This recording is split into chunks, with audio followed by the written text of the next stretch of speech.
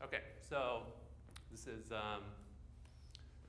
kind of an overview of some of the current consumer level virtual reality technologies that I'm working with right now. So I'm not going to really answer a lot of questions or go into my own work. Come back next year. Be ready for that. For now, we're going to talk about some of the cool toys that we can work with that are like now affordable. And the main thing is we're starting to build communities of people that are using these technologies. So now we have resources to trade with each other. Just a little bit about myself first. Already got a good introduction, so I'll skip most of this. But my main interests right now are interactivity and reference and transmutation of energy. So first let's talk about energy a little bit. And this is going to seem like, what are you talking about? Like, and I'm going to skip over to the technical stuff, so we can come back to some of these conceptual ideas later if we have time. So what is transduction? All right, if you think about energy, we've got all different kinds of energy. You've got things like just physical, like kinetic energy. You've got light, you got sound, and we use instruments, basically, to turn energy from one form into another. And sometimes that's like a really intuitive thing, like maybe my muscles like transform a certain kind of like tension energy into like rotational energy. So that's like really intuitive and simple, right? Then we start to have things where we have, okay, well, we have some sensing that goes on, and we take in like one kind of energy, and then there's some processing of it, and then we have an actuator that turns into something else.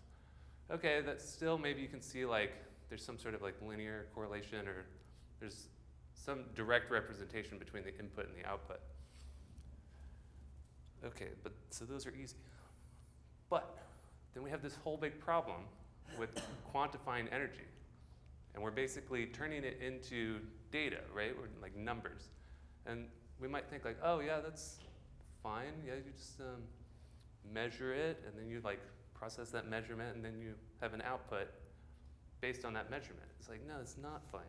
It's like really complicated. How do you decide how you're measuring energy? Well, a lot of it has to do with basically the way we look at the world. And we decide, oh, okay, this is how this is represented. And let's think back maybe like 4,000 BC, something like that. Somebody's like, oh, hey, let's come up with these things called numbers. Right? Before that, how did we even like conceptualize the world? Like, let's say you had a flock of sheep, and you're like, okay, I got my sheep, they're gonna go out and graze. Then they come back at the end of the day, like, wait, how many sheep do I have? So, does anybody know, how do you like keep track of your flock of sheep when you can't count them? Yeah, you use like rocks. You say, oh, okay, I got a rock for every sheep. When the sheep goes out, put a rock in a bucket. When the sheep comes back, take a rock out of the bucket. Okay, well, that's like a completely different way of thinking about it than just saying I got 40 sheep and I'm going to count to 40. So just this idea of measuring and quantifying, it's like not simple at all, okay? So we got to like think about how and why we're doing those things. Okay, let's move on to the technology. That's the easy part. Okay, so I would say I'm going to make a lot of judgments now about what's like better and worse with the technology, and some I'll skip over. So if you've heard about something, bring it up later, and I'll be like, this is why it's not good. Or maybe it's like kind of good. So sort of the leading virtual reality headset is the Oculus Rift, and it's mostly just because it's fairly available, it's not terribly expensive, it works, and there's like a community growing around it. So basically what you've got this display, goes in front of your face. It's really just like one display like this, and then you've got two lenses that sort of like split the screen so that it goes to your two eyes. So if you see like, mouse, oh. So you see here, this is what the image would be if you like viewed it just on one screen. And you have one of these for each eye. And the computers process the perspective of the camera so that basically there would be a camera for your right eye, camera for your left eye. And then when it gets mapped onto the headset, it appears that you're in this three-dimensional space. It also uses head tracking with a camera, which causes some problems. Because if I want to be like over here, in a virtual space, the camera's got to be somewhere. And so then I want to move over here, and like the camera at some point is probably going to lose contact, or I want to turn around. Kind of is a problem. But it generally works as long as you're facing the camera.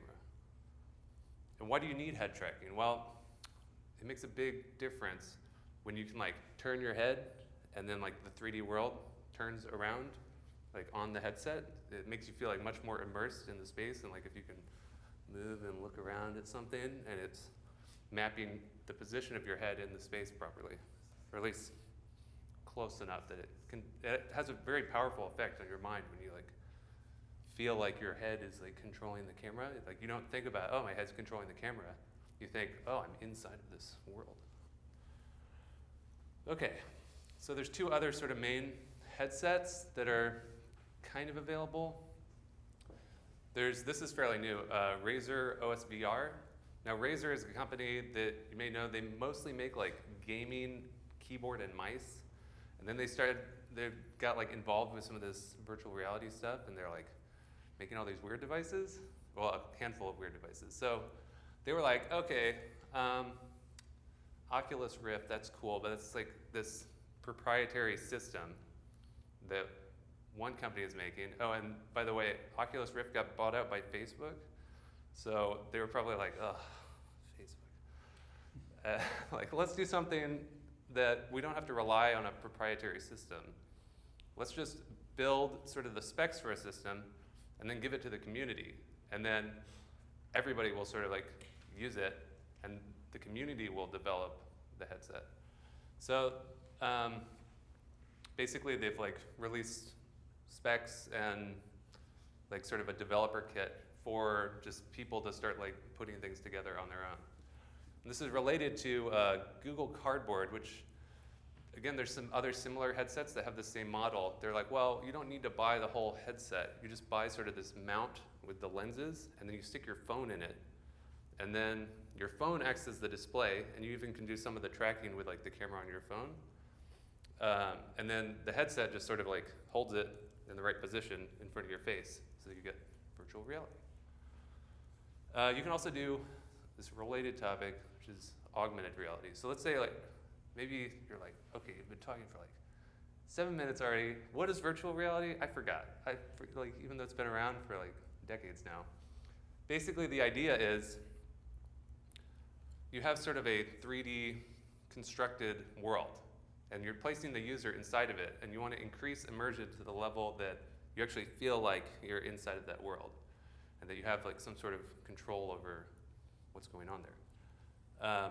Augmented reality is when you use the world that you're already in, so the real world, and then you add things to it. So like 3D models, maybe you're even just sort of like adding things to your view of it, like you got like a little pop-up that comes on your glasses, and it's like, oh, it's time for lunch, and you're like, I already knew that, I was hungry. Okay, so they're obviously related because it's about sort of changing your experience of a world, whether it's this constructed world or the real world. Okay, so now we get into like, how do you control the virtual world? Well, right now, sort of like the most accurate, sophisticated controllers for virtual reality use magnetometers. The various ways that you can like actually track the position of your body inside the world. You can use like accelerometers and gyroscopes to sort of be like, oh, okay, you moved this much, and you started here, I guess. So you're probably over there, but they tend to like drift because it like will not pick up the motion quite right, and so it just gets off like a little bit at a time.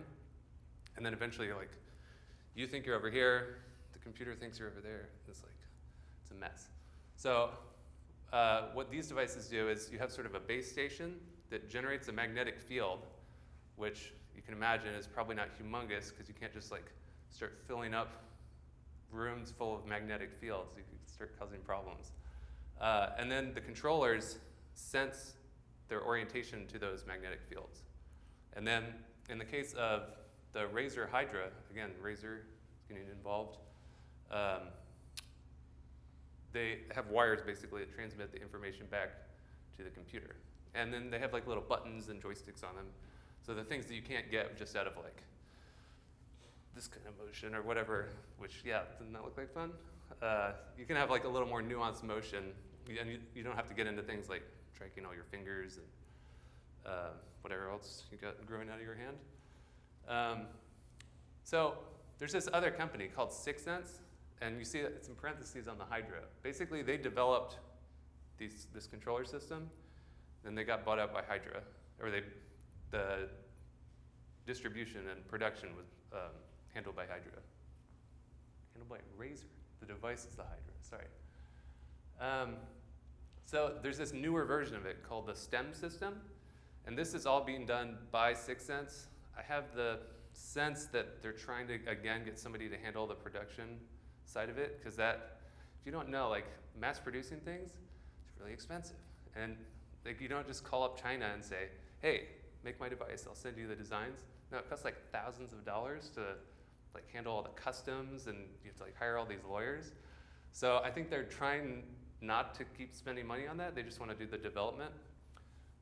So it's actually caused a big problem with their distribution, because they have people with like pre-orders from like 2 years ago when this system was like announced. But let's say what's actually good about it. The controllers are all wireless. So you see this guy here. Okay, so this is the STEM system. So it has basically similar joystick controllers. But then you see this little pack on his head. It's also, you can do head tracking with other modules of the STEM system. So it can do up to like 5 points of body tracking. So he's got 2 on his hands, 1 on his head, and that way you don't have to worry about the camera that goes with the headset. And then you probably could have like 2 on his feet, or you could put 1 on your hip area. That way you can sort of like get a better idea of the orientation of your body. It's also designed to be like sort of modular, like where you could take these packs and develop some other, like a sword or something. I don't know. It goes into the handle of the sword, and that way you're like, you feel something. You've got the weight of a real object, and then it gets mapped onto the virtual world. Cool.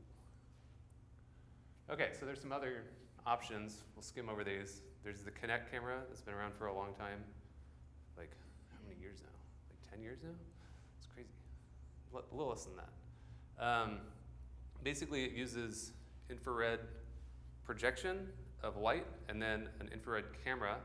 And it's able to sort of sense the depth of things based on like sort of like triangulation.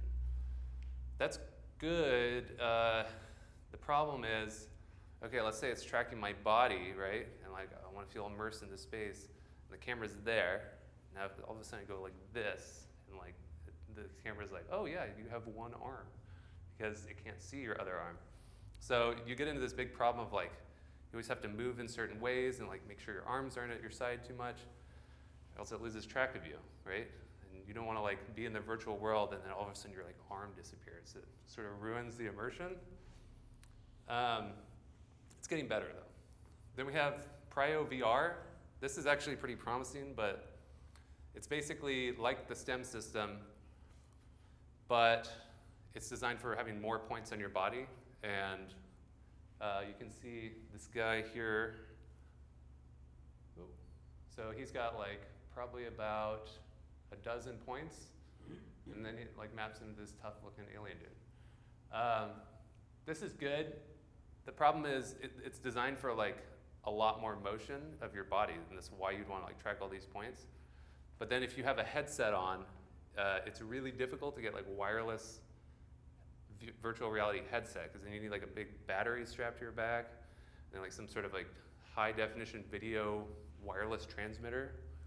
It's kind of a mess. So it's not like really geared towards the headset virtual reality. You just kind of like look at a screen, but it's more geared towards, you know, the body immersion.